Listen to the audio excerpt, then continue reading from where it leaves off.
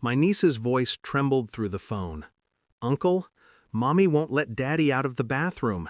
It's been 3 days. He's not moving anymore." Silence followed.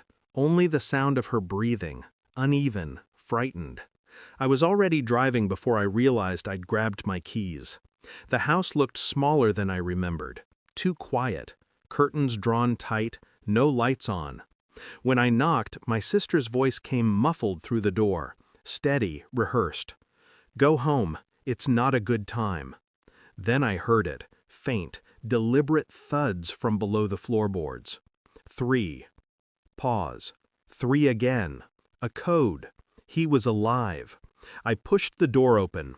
She stood there, pale, exhausted, eyes too wide to be sane. "Brother," she said, blocking my path, "leave now." Her tone wasn't pleading, it was warning. She'd always been the fragile one, quiet, nervous, dependent. The kind of person who made everyone feel protective, especially him. Her husband, Victor, was the opposite, sharp, confident, too calm in every storm. I'd always wondered what held them together. Now, standing in that house thick with rot and silence, I began to understand. She wasn't fragile. She was controlled. Her eyes darted toward the closed bathroom door, as if afraid it might speak. "You don't know what he's done," she whispered. But I did. I'd seen the bruises on her wrists 2 winters ago, the way she couldn't meet his gaze during family dinners, the apology that never left her mouth but lived in her silence. Still, locking him away for 3 days? No, something didn't fit. I walked toward the bathroom slowly, my mind rehearsing every possibility. If he was dead, she'd call it self-defense. If he was alive, she was keeping him for something else. The banging stopped.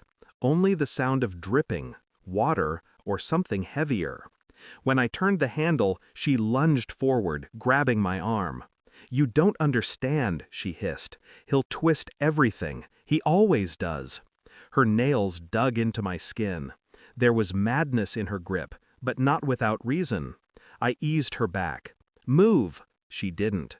Her lips quivered, eyes glassy with panic. "You're just like him," she said, "always protecting the monster." Then she let go. The handle turned easily. The smell hit first. Bleach, mold, iron. Then I saw him. Victor sat in the bathtub, wrists bound to the metal rails, shirt soaked through.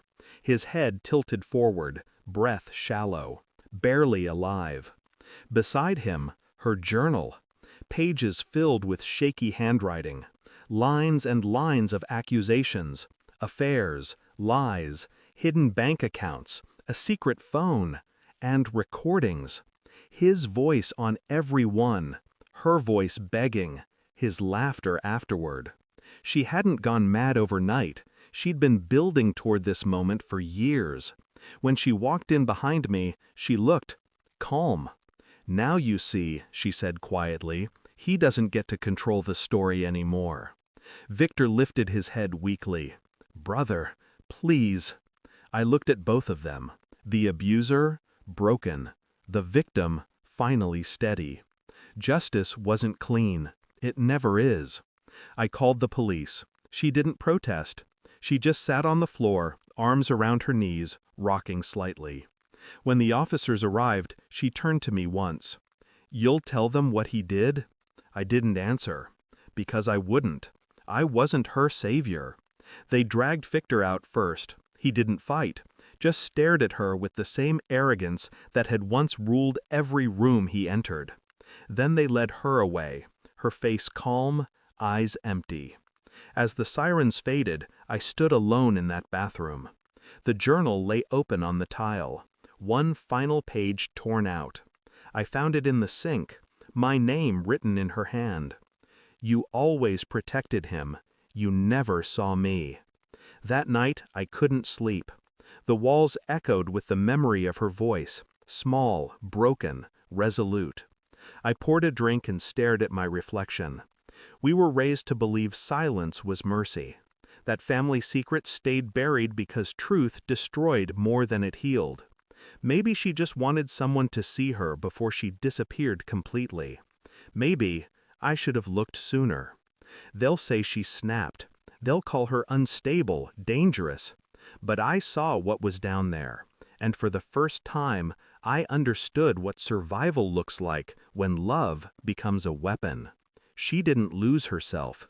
She erased him. The police asked if I'd testify. I said no. Some truths don't belong in courtrooms. They belong in silence.